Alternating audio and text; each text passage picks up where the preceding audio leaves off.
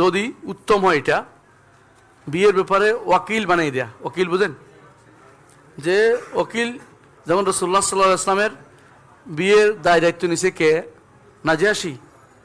উম্মে হাবিবা রাদিয়াল্লাহু আনহাকে বিয়ে তিনি বলেছেন রসুলের পক্ষ থেকে বিয়ে করাই দিচ্ছি, বাস সুন্দর হয়ে গেল।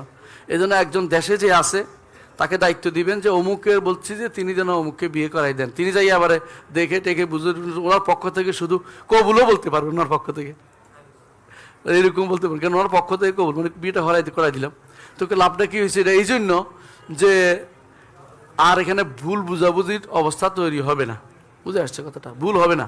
অনেক সময় পরবর্তীতে বিয়েটা টিকে থাকার অবস্থা তৈরি হয়। এই জন্য উনি পুরো জিনিসটাই কমপ্লিট করতে পারবেন। উনি লাগবেই না, উনি উকিল বানাই দিলে হবে। বর লাগবে না, বর উকিল বানাই দিলে হবে একজনকে, যে আমার পক্ষ থেকে আপনাকে আমার বিয়ে পড়া অমুককে বিয়ে দেখে শুনে বিয়ে করার জন্য পূর্ণ দায়িত্ব দিয়ে দিলাম। তখন তিনি একবারে সব ব্যবস্থাপনা করতে পারবেন। এখন কি কবুল ওনার পক্ষ থেকে কবুল বলে দিতে পারবেন। কথা বুঝতে পারছি? এটা ভালো, উকিল বানাই দেওয়াটা সবচেয়ে উত্তম। আর একটা বের হয়েছে এখন করা, ভিডিও, কি বলে, ভিডিও করা।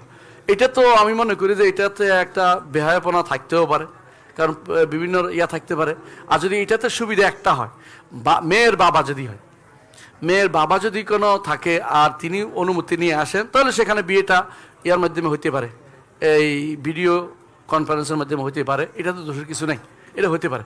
এটা হতে পারে এখানে মেয়ে যেন উপস্থিত না থাকে, যেন তাদের এখানে কোনো মানে বেপরদার কোনো অবস্থা না হয়, এটাকে আমাদের খেয়াল রাখতে হবে। এটাও জায়েজ আছে আলহামদুলিল্লাহ। তো টেলিফোনের বিয়েটা আসলেই এখন বর্তমানে আরও বেশি সন্দেহজনক হয়ে গেছে। মানুষ যত বেশি সন্দেহ তৈরি বেদাল করতেছে তত বেশি আমাদেরকে সাবধান হতে হচ্ছে। বুঝে আসছে কথাটা?